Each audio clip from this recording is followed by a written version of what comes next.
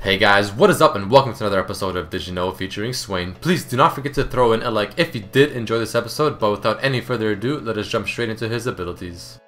So we all know that Swain's E does increase the damage that he does with his spells and abilities, but did you also know that it increases the damage that his Ignite does to the target as well, on top of increasing the damage that any active items do to the target as well? That is pretty OP. An interesting thing is that if a Swain uses his W into an area that you have no vision of, but you have vision of Swain himself, you will still not see the W. Also keep in note that Swain's W is not good to check bushes for enemy champions, as if it does snare someone in the bush that you have no vision of, it does not make a sound. Did you know that Swain's passive will give him mana back if you end up last hitting a turret? It will also work if you end up killing a champion with any summoner spells and or active items. Unlike most spells in League of Legends, Swain's Q continues to persist even if Swain dies in the middle of its cast because the bird is separate from Swain. Don't forget that even though Morgana's Black Shield does absorb Swain's ultimate damage, he still gets healed from it, so keep this in mind if you are facing a Morgana. Since Swain's ultimate consumes more and more mana each second that it is on, a good way to keep track of how much mana it is consuming is that each time the Raven comes out of Swain, that is a new rotation of more mana it is consuming. Swain's ulti can still be used even while Zhonya's is active and he will still get healed. Using Swain's Q at max range can be inefficient as it would cause the tether to break easily, which is why using Q in order to land W cannot always be the best option to take. As opposed to Swain's other skills, his W has crazy range, which is why it's a great way to initiate a fight and to catch people off guard. A standard walk up and damage kind of combo with Swain is to use his ultimate, use his E, use the W and then Q, or Q and then W. Or another combo you can use to catch people off guard is to use that W at that range, use the ulti E and then Q. DFG is a great item on Swain because he does not have any burst and plus it synergizes with his E extremely well.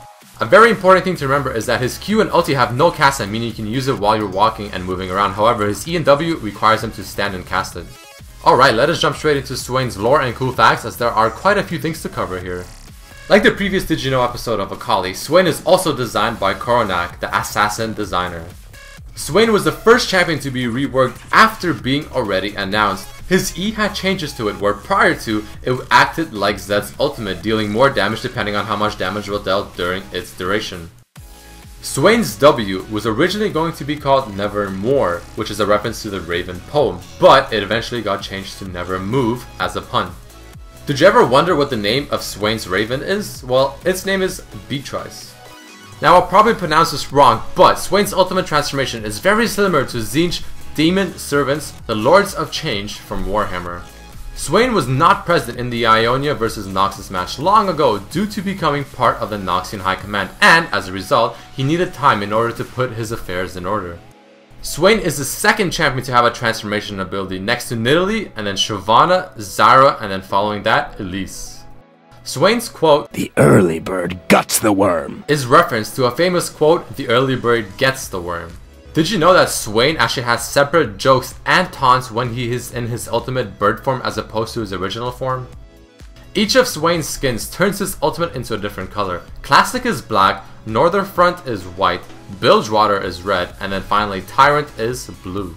The Northern Front skin for Swain is a reference to the Soviet Northern Front, which is a military organization during World War II. Bilgewater Swain is a reference to Long John Silver from Treasure Island. In the Bunny Riven skin splashwork, on the left over here, you can see Tyrant Swain approaching her, but I mean, come on, can you blame him? Did you know that real-life pirates actually have Amazon parrots as pets, but not the exotic macaws as Swain has in his pirate skin? I mean, I don't know where he found this one. Did you know that Swain is now the leader of Noxus?